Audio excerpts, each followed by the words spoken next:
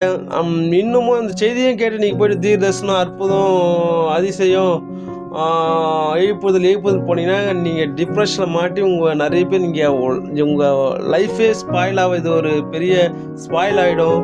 உங்கள் ஜீவனுக்கு அது ஆபத்தாகும் ஃப்ரெண்ட்ஸ். அதனால் தயவுசெய்து பணிவாக கேட்குறேன், திருப்பி கேட்குறேன், தயவுசெய்து அப்பேற்பட்ட சர்ச்சைக்கு போகாதீங்க. அப்பேற்பட்டு சர்ச்சைக்கு அப்பேற்பட்ட நல்லா அன்னியும் பஸ் பேசுவோம், நல்லா பவராக இருப்பாங்க. அவங்களுக்கு ஈஸியாக கண்டுபிடிக்கலாம் ஃப்ரெண்ட்ஸ். எப்படின்னா நல்லா கத்தி பிரசங்கம் பண்ணுவாங்க, கத்தி பேசுவாங்க, நல்லா அப்படியே அபிஷேகம் சொல்லுவாங்க. கடைசியில் பார்த்தோன்னா அதனுடைய முடிவு ரொம்ப கொடுமையாக இருக்கிறோம் ஃப்ரெண்ட்ஸ். அதனால் தயவுசெய்து நான் அனுபவ ரீதியாக பார்த்துருக்குறேன். அதனால் தயவுசெய்து மறந்துடுங்க ஃப்ரெண்ட்ஸ். அவங்கள விட்டு விலகுங்க. அப்பேற்பட்ட உபதேசங்களை கேட்காதீங்க. டிப்ரெஷன், சைக்காலஜி ப்ராப்ளம் வந்துடும், பெரிய ப்ராப்ளம் வரும், உயிரே போயிடும். அதனால் நம்ம ஏசப்பா என்ன ஃப்ரெண்ட்ஸ், ஏசப்படைய உபதேசங்கள் என்னென்னா, இந்த பூமியில் சந்தோஷம், சமாதானமாக போட்ட பாட்டில் வரத்தான் செய்யும்.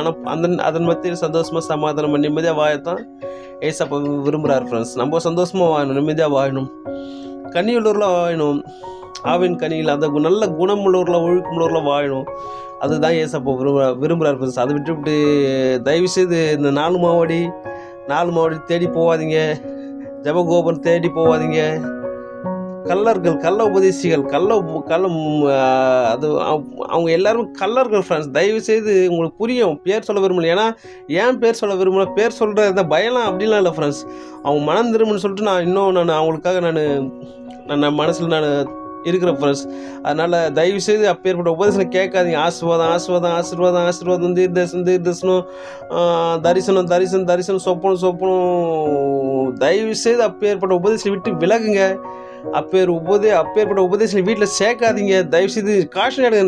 நம்ம பப்பி இல்லை, நம்ம சேர்ந்து குழந்தை போல இல்லை. இதோடைய பின்விளைவு பெரிய ஆபத்தாக முடிஞ்சிடும் ஃப்ரெண்ட்ஸ். தயவுசெய்து இப்பேற்பட்ட போதனை விட்டு விலகுங்க. அப்பேற்பட்ட உபதேசம் கேட்காதீங்க.